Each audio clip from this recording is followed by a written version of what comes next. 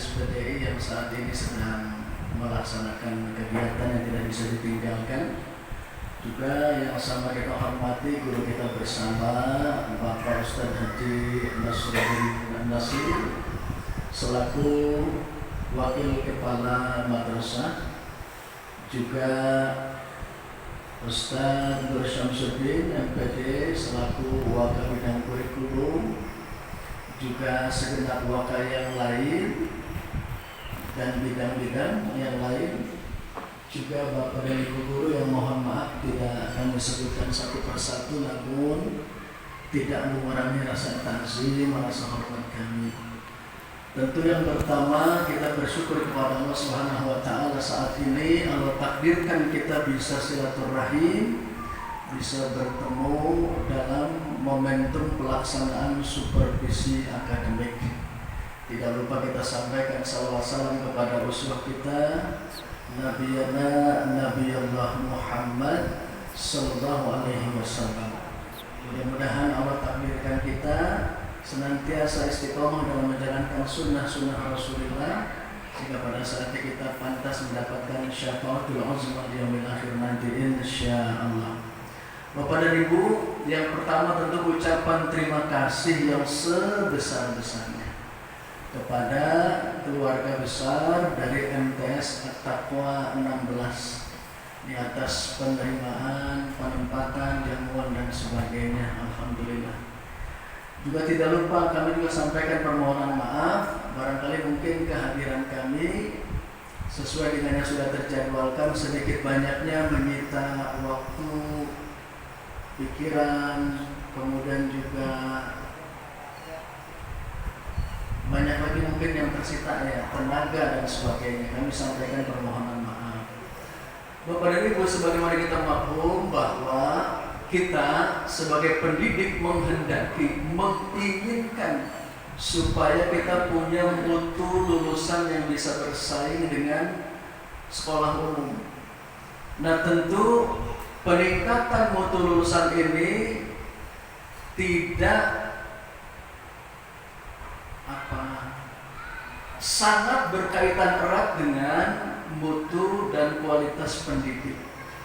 Bapak dan Ibu, sebagaimana kita maklum bahwa kualitas pendidik yang mempengaruhi mutu lulusan itu salah satunya bisa dilihat dari efektivitas pelaksanaan proses kegiatan belajar mengajar.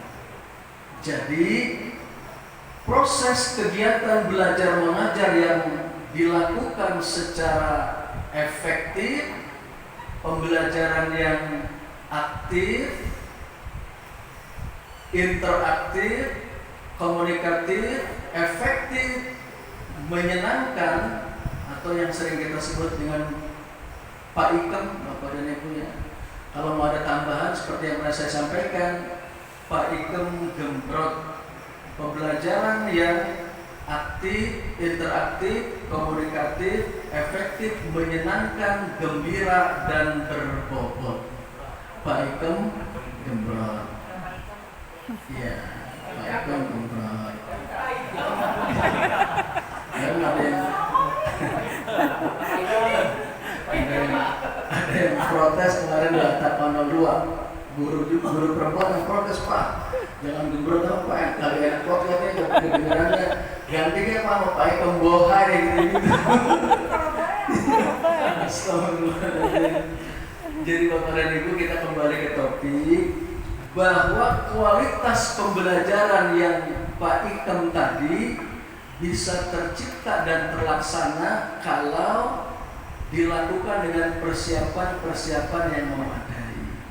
Nah, itu sebabnya Bapak dan Ibu, ini tidak terlepas dari persiapan secara administratif. Biasanya dengan persiapan secara administratif yang baik itu akan sangat mempengaruhi proses kegiatan belajar mengajar yang efektif. Itu sebabnya kemudian sangat penting dilakukan adanya supervisi akademik. Maka Kementerian Agama membuat regulasi khusus yaitu pada SK Dirjen Pendis nomor 6335 tahun 2021 tentang juknis pelaksanaan supervisi pembelajaran pada jenjang madrasah sanawiyah. Nah, berdasarkan itu pada bab 3 bagian D disebutkan bahwa supervisi pembelajaran dilakukan oleh pengawas madrasah, kepala madrasah, dan guru yang di SK-kan oleh kepala madrasah. Jadi Bapak dan Ibu, dalam rangka melaksanakan itulah kemudian dijadwalkan pada tiap-tiap madrasah untuk dilakukan supervisi akademik. Jadi kalau kita melihat di situ Bapak dan Ibu, ada 2 supervisi itu, secara internal oleh kepala madrasah dan guru yang di SK-kan yang diminta bantuan oleh kepala madrasah, dan secara eksternal oleh pengawas madrasah. Nah, itu barangkali mungkin sebagai dasar pemikiran kenapa diadakan supervisi.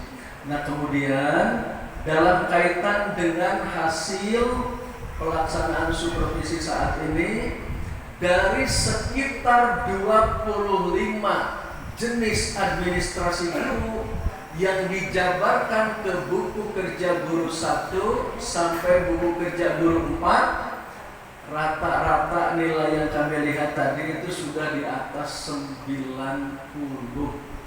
Nah, ini artinya bagi kami ini cukup menggembirakan. Dan ini mudah-mudahan satu indikasi bahwa kegiatan belajar mengajar di MTS Atembel ini juga mudah-mudahan sudah mengarah kepada pelaksanaan KBM yang pakem, insya Allah. Nah, Bapak dan Ibu, saya nggak sebut gembrotnya ya, nggak enak. Nah, kalau untuk poin-poin yang tadi perlu diperbaiki atau disempurnakan, di catatan saya ada beberapa, nanti insya Allah akan disempurnakan dan ditambahkan oleh Bu Haji Ambar.